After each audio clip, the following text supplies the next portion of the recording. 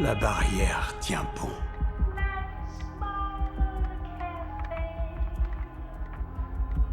Elle ne ressent rien. Ok, c'est quoi le vrai plan de l'humaine avec la dissociation? Les examens sur Gemma, à quelle fin? C'est ce qu'on va essayer de décoder ensemble. Après, les symboles, c'est comme l'horoscope. Tu y vois ce que tu veux voir. Mais j'ai quand même trouvé du concret. Pour ceux qui me suivent, je t'ai déjà teasé mes découvertes dans le manuel de conformité. Et spoiler, ça m'a amené jusqu'à l'Égypte ancienne. Mais avant de sortir les papyrus, reparlons des fameux dossiers des raffineurs. Chacun des précédents dossiers que vous avez bouclés était une nouvelle conscience pour elle. J'en ai bouclé 24 depuis le début. Cold Harbor sera le dernier. Alors, résumons la situation. Mark a travaillé sur 25 dossiers, comptant Cold Harbor, ce qui correspond aux 25 salles que Gemma visite. Dans chacune d'elles, elle a une conscience. 25 inters au total. Ça en fait du monde dans sa tête. Mark stabilise ses humeurs depuis son ordinateur. Les 4 humeurs qu'il doit répartir dans 5 bacs. D'accord, donc 25 Gemma. Mais pourquoi 25 ? Pourquoi ce chiffre a l'air de représenter un cycle précis? J'ai cherché, il n'y a pas 25 portes, 25 dieux, 25 jugements ou autres rituels en 25 étapes que j'ai pu trouver. Il y a juste 25 cubes sur la gaufre. À part ça, le 25 ne semble pas être un chiffre sacré dans les grandes traditions religieuses. Mais le 25e anniversaire symbolise parfois la maturité, l'introspection. En mathématiques, le 25 c'est un carré parfait, 5 x 5. Une structure stable, fermée, qui boucle sur elle-même. Ou tout simplement, de manière rationnelle, 25 pourrait représenter la limite tolérable de la dissociation. Combien de pièces avez-vous visitées aujourd'hui? 6. La pièce Billings, la Lucknow, Saint-Pierre? Ces noms de dossiers, qu'est-ce qu'ils veulent dire? Je me suis amusé à trier tout ça et à chercher un point commun. À première vue, ce sont des villes réelles, ou évoquant un lieu tel qu'une montagne, un cimetière. Je ne vais pas détailler ici, ce serait beaucoup trop long. Mais pour ceux que ça intéresse, je mets leur histoire dans la description. Ici, pour faire simple, je les ai classés en 5 catégories. On a des lieux de pouvoir, tels que Zurich, la capitale financière de la Suisse, associée aux banques et au pouvoir économique. Des lieux de contrôle et d'exploitation. Allentown, Astoria, sont toutes des villes qui ont eu un âge d'or, qui ont connu un boom industriel, puis s'en est suivi d'un effondrement. Des lieux de destruction, tels que la bataille sanglante de Cold Harbor, ou encore un crash aérien en 1957 à Pacoima. Des lieux de mémoire et d'isolement, comme Molde, une ville norvégienne détruite pendant la Seconde Guerre mondiale. Enfin, des lieux d'ascension et de transformation, comme Mérida, une ville du Mexique avec un héritage maya, culture qui croyait en la réincarnation et le passage vers d'autres mondes. Toutes ces villes ont un point commun, comme ça là non. Ensemble, elles ne forment pas une réponse, mais je dirais qu'elles dessinent un schéma. Pouvoir, contrôle, destruction, mémoire, transformation. On nous raconterait l'histoire d'un empire qui s'effondre, d'une mort à sa résurrection. Croyez-le ou non, je n'ai pas sorti ce schéma de nulle part. Apprenne tous les coups que tu portes avec ta hache ou tous les traits que tu traces avec ta plume de l'ensemble de ton affection, afin qu'à travers moi, ils puissent être purifiés et restitués. Ouais, j'ai photographié en long, en large et en travers le manuel de conformité. C'est ici que j'ai beaucoup appris sur le passé de Kierrigan. Si t'as raté ma vidéo à son sujet, fonce la voir. Le manuel renferme beaucoup d'autres secrets. En creusant, je suis tombé sur un passage biblique intrigant. On parle d'Ézéchiel, c'est un prophète de la Bible, un des plus marquants de l'Ancien Testament. Ézéchiel est surtout connu pour ses prophéties sur la destruction de Jérusalem, mais aussi pour ses discours sur la chute des puissances mondiales comme Babylone et l'Égypte. Pour faire court, on raconte ici la chute du Pharaon et de l'Égypte.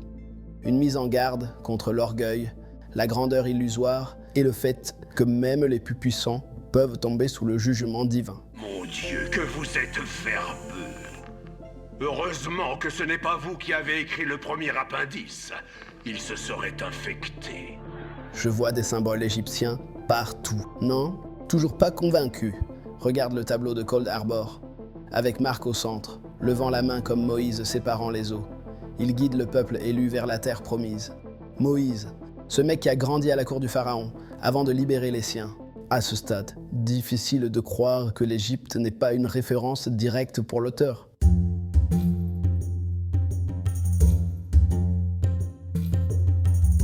Severance regorge de références bibliques, historiques, mythologiques. Attila! Oui, Attila. Avez-vous déjà entendu l'histoire de Grad Choupan? La mort d'Ivan Ilitch. Chica et Bardo? C'est la mort de l'ego. Comment je m'appelle? Perséphone. Dans la mythologie grecque, Perséphone est l'épouse d'Hadès, le dieu des enfers. Voilà un symbole de la mort évident. Et on va s'intéresser à ça. La mort et l'au-delà. Dans l'épisode flashback consacré à Gemma, celui-ci est intitulé Chikai Bardo. C'est un concept du bouddhisme, tiré du livre des morts tibétain. Le bardo est l'au-delà, le premier état de transition après la mort. Le thème de la mort et de la réincarnation est très présent dans l'histoire de Lumen. La mort potentielle de Gemma, après Cold Harbor, est appuyée par Cobel qui le dit. Est-ce que vous avez fini Cold Harbor? Non. Dans ce cas, elle est toujours en vie. Tout nous conduit à penser qu'il y a une mort à la fin du processus. Processus qui est marqué par la révélation d'un sacrifice, les chèvres. Cette bête va partager une tombe avec une femme très aimée et devra guider son esprit jusqu'à la porte de Kyr. Sous-entendu, l'animal sacrifié mènera Gemma à Dieu, aka ce bon vieux Kyr. On franchit clairement un cap symbolique. On est à mi-chemin entre un rituel funéraire païen et une messe techno-religieuse tordue. Mais visuellement, il y a une référence évidente, un sarcophage égyptien. Ouais, quand j'ai vu ça, ça m'a fait super plaisir, parce que j'avais déjà préparé cette vidéo en amont. Voilà, c'est comme si la chèvre, Émile, devenait la momie, prête à être guidée vers l'au-delà. Exactement comme les rois ou les figures divines dans l'Égypte ancienne. Regarde les symboles. Un défunt agenouillé, une chèvre sur un piédestal sacrifié, une entité qui ouvre la voie vers l'autre monde. C'est une scène narrative, typique des frises funéraires égyptiennes, mais version luménisée. Dans le culte égyptien, les animaux, notamment les chats, les ibis sacrés et les chacals, avaient des fonctions spirituelles très précises, parfois momifiées avec honneur. Ici, la chèvre semble tenir ce rôle. Combien je vais devoir encore en offrir? Autant que le fondateur en appellera à lui. La mise en scène est minutieuse, avec une symétrie parfaite, comme on a l'habitude d'observer avec Sévérance. Et aussi avec les Égyptiens. Pour eux, la symétrie, c'était pas une histoire de déco. C'était un acte spirituel, un cérémonial visuel pour montrer que tout est à sa place. Le corps, l'âme et l'univers. L'âme égyptienne était aussi très importante. À l'épisode 6 de la saison 2, Field parle pour la première fois d'âme et non de dissociation. Field estime que l'Inter peut être jugé indépendamment et aller au paradis. C'est la première fois de l'histoire de la série qu'on se détache du terme de la dissociation. Et ça méritait d'être soulevé. C'est que les inters sont des personnes à part entière, des individus qui possèdent leur propre âme. Dans la spiritualité égyptienne, l'âme humaine n'est pas une entité unique. C'est un puzzle, un ensemble de fragments, chacun avec son rôle bien précis. Être divisé, ça ne veut pas dire être détruit, non. C'est une transition, une évolution. Chaque partie doit trouver sa place pour que l'être soit complet. On compte 5 éléments principaux de l'âme égyptienne. Et pour raconter ça, je m'appuie sur un livre connu, et non Wikipédia. The Complete Gods and Goddesses of Ancient Egypt. D'un côté, t'as la force qui anime un individu. Ensuite, l'âme qui peut voyager et quitter le corps. Au centre, le siège des émotions et de la mémoire, jugé par les dieux après la mort. Lui, c'est ton nom. Tant qu'il est prononcé, tu existes. Si on l'efface, t'es mort pour de bon. Et enfin, l'âme illuminée. Une fusion ultime entre le cas et le bas, après la mort. 5 âmes et 5 bacs dans lesquels les raffineurs stabilisent les humeurs. Simple coïncidence, ou y a-t-il un lien plus profond? À toi d'en juger. De toute évidence, le chiffre 5 est souvent associé à des cycles, comme les 5 sens ou les 5 éléments. Alors que m'arrivera-t-il une fois passé dans toutes les pièces? Vous reverrez le monde à nouveau. Et le monde vous verra lui aussi. Après la 25e étape, Lumen aura fait quoi? De quoi parle-t-on vraiment? De la mort du corps ou de l'esprit? Dans la mythologie égyptienne, le pire n'est pas la mort, c'est d'être fragmenté, bloqué, incapable de se réunifier. Un être incomplet n'a plus de futur, plus d'éternité. Il erre sans fin, privé de son équilibre. C'est ce qui arrive au damné du Duat, l'au-delà égyptien. Suis-moi.